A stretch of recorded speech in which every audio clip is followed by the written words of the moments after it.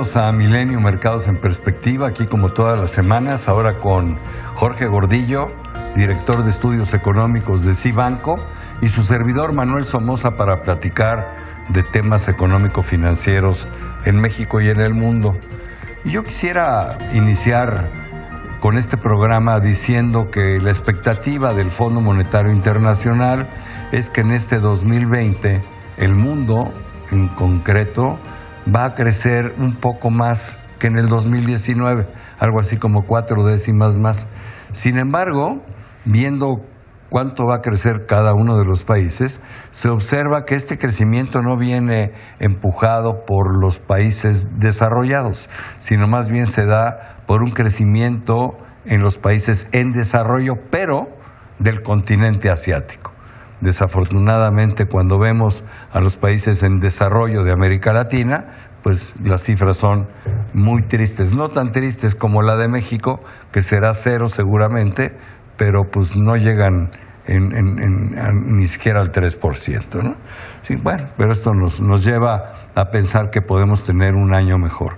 Además, lo que había venido lastimando a los mercados, que era ese desconocimiento de qué iba a pasar con la guerra comercial entre China y Estados Unidos, bueno, pues mejora notablemente cuando se logra un primer acuerdo. Entonces esa parte nos la podemos quitar un poquito o un ratito de la cabeza. Y en el caso de México también la buena noticia de la firma del TEMEC, ¿no? En México hubo pocas noticias económicas. La inflación, que siempre es un dato importante, salió en 0,27. Esto hace que la inflación en los últimos 12 meses rebote del 2,86 al 3,18. No necesariamente es malo, pero ¿por qué no nos platicas cuál fue la causa del incremento y cuál es la estimación que tienes para todo el año en términos de inflación? Claro, Manuel, gracias.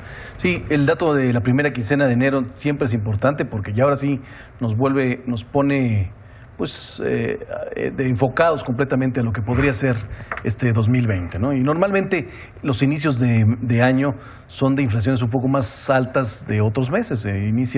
Aprovechan ahí los productores para subir precios, incluso cuando se corrigen algunos impuestos, como este caso en cigarros o en temas que le quieren subir. Sí, impuestos especiales que subieron el 1 de enero, ¿no? Ahí se ven reflejados. La diferencia de años anteriores es que el año pasado se contuvieron todos estos aumentos. Fue inicio de sexenio y vimos una inflación muy muy baja que no se veía en los eneros, fue 0,09.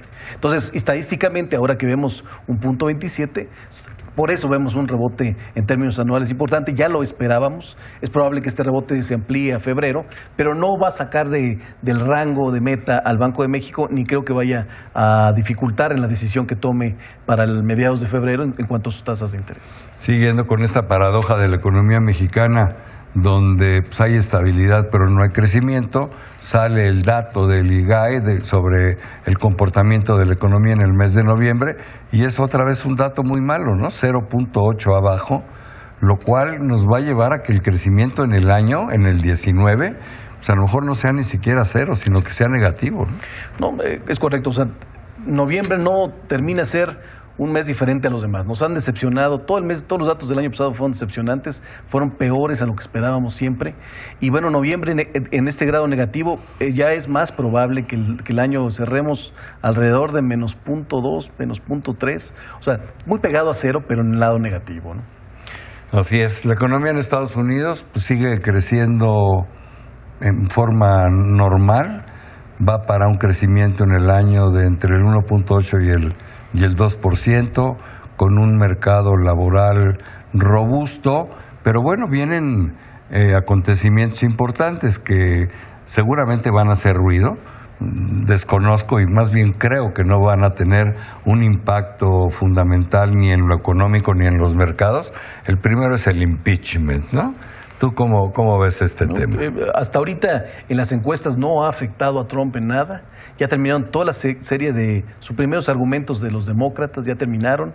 Están terminando la defensa de los republicanos hacia finales del fin de semana. Veremos la semana que entra los testigos, vamos a escucharlos, seguramente tendrán un cierre. Yo creo que esto no pasa de la primera quincena de febrero y todavía luce difícil que vaya a perder el juicio el presidente norteamericano. El otro gran evento que veremos en la parte final del año son las elecciones. Y ojo, eso sí puede tener serios impactos en el mercado. Yo, por ejemplo, pienso que si los demócratas se vieran con posibilidades de ganar, pues iba a ser una pésima noticia para las bolsas, porque Donald Trump, nos guste o no, ha sido magnífico para el desarrollo de las bolsas y magnífico para el desarrollo de la economía, aunque lo ha hecho tomando riesgos enormes que alguien va a pagar dentro de algunos años, porque todos los beneficios fiscales que le dio a las empresas y a los ciudadanos, pues lo hizo incrementando los déficits, ¿no? Tal cual, o sea, lo que ha impulsado a la economía en el corto plazo, pero los riesgos han sido muy altos. Y lo que platicabas al principio del programa, este mal año del 2019 se vio en las economías emergentes como México por este riesgo. Entonces, por eso el 2020 se ve un poco mejor en las economías emergentes, porque ha disminuido esta presión de Trump en sus políticas proteccionistas. Pero todos los países desarrollados seguimos pensando que van a estar en un ciclo ya no de alza o de aumento, ¿no? Así es, cuando pienso en eso, bueno, estamos muy de acuerdo en que creemos que en la primera parte del año la Reserva Federal no va a mover la tasa de interés, la va a dejar en 1.75, pero sí habría probabilidades o posibilidades de que en la segunda parte del año bajara a lo mejor un cuarto de punto si la desaceleración es mayor a la que hoy estamos estimando, ¿no? Así es, seguimos con esta pleito entre la Reserva Federal y el mercado. La Reserva Federal ha dicho que no quiere bajar sus tasas de interés, incluso le gustaría aumentarlas el próximo año, pero el mercado sigue considerando que necesita más bajas, necesita más incentivos para estar preparados a una baja en la actividad económica y que igual creemos que sí la va a conseguir para finales del año, que sea el último tercio, un cuartito de punto. O sea que en resumen la economía norteamericana no nos da muchas preocupaciones. Cuando brincamos el charco y nos vamos a Europa, ahí las cosas son distintas, ¿no? Está a punto de oficializarse el Brexit, el último de este mes, pero ojo, hay un transitorio donde lo que dicta el Brexit no entra en efecto sino hasta el 1 de enero del 2021. Y en estos 11 meses tiene Gran Bretaña y la Unión Europea que negociar una especie de tratado de libre comercio entre ellos para poner las reglas con las cuales van a tener que convivir y comerciar, ¿no?